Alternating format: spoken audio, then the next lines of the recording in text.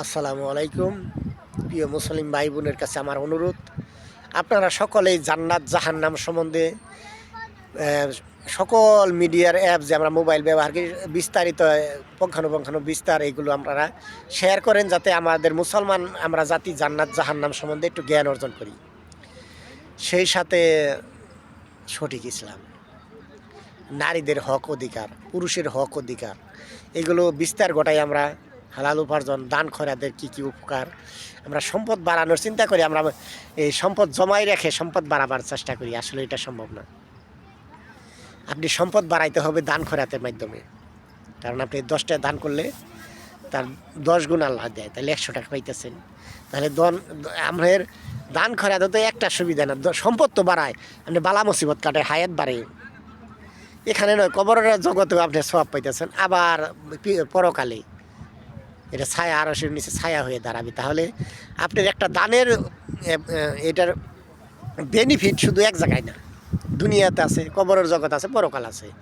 এই জন্যে আমার যে প্রতিষ্ঠান, আমি যে একটা প্রতিষ্ঠান করতে যাচ্ছি ইনশাল্লাহ, সে প্রতিষ্ঠানের কাজ হলো আমরা বাংলাদেশে শীর্ষ ইসলামের আলেমদেরকে আমি সংযুক্ত করবো এর সাথে, এবং সৎ মহৎ নেতাদের, সৎ চাকরিজীবীদের। কারণ আমরা যারা সরকারি চাকরি করে তারা ঘুষ খায় না, হারাম উপার্জন করে না, তাদের জন্য আমরা কোটি টাকা পর্যন্ত লোন দিব।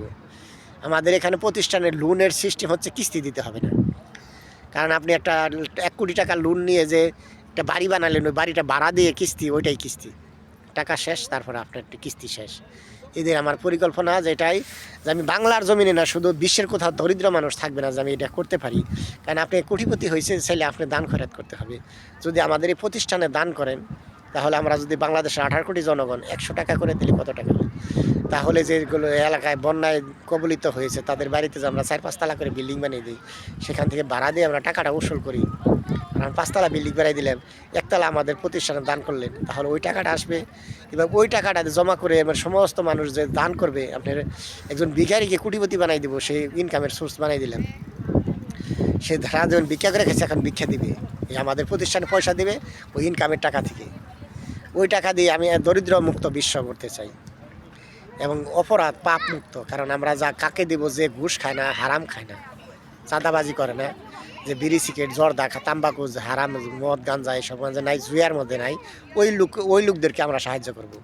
যখন দেখবো যে আমরা ওই রকম যারা বিড়ি খায় না, মদ গাঞ্জা খায় না, তাম্বাকু খায় না, জর্দা খায় না, তাদেরকে আমরা যখনই আমরা পয়সাপাতি দেওয়া শুরু করব, সাহায্য সহযোগিতা করব, যারা তাম্বাকুখোর বিড়িখোর, তারা কিন্তু অটোমেটিকলি তারা বাদ দিবে, যে তাদের যে আমরা তো লোকসানের মাঝে পড়ে যাব, দুনিয়া এবং আখিরাত যাচ্ছে।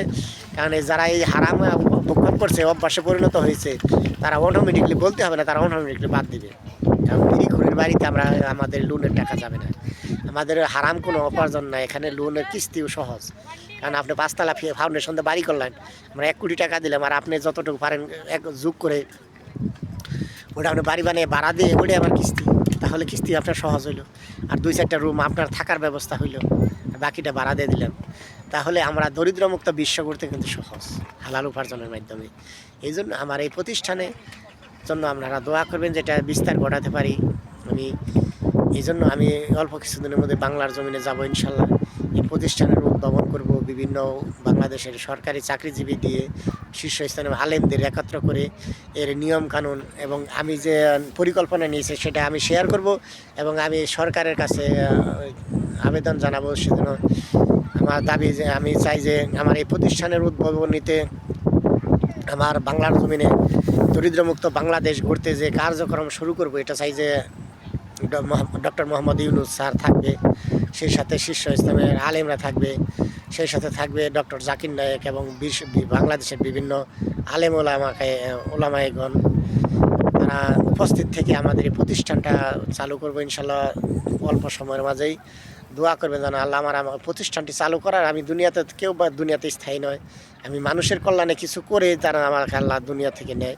এই জন্য আমি নেক হায়াত চাই আল্লাহর কাছে, যেন আমি মানব কল্যাণ মতো কিছু করতে চাই বাংলার জমিনে, এটা চালু করে আল্লাহ তাআলা তারপরে আমাকে দুনিয়া থেকে নিলে আফসোস নেই। কিন্তু আপনাদের মাঝে শেয়ার করে এই জন্যই আমি কালও দুনিয়া থেকে বিদায় হতে পারি, কারণ আমার কতদিন আমার হায়াত আমি জানি না।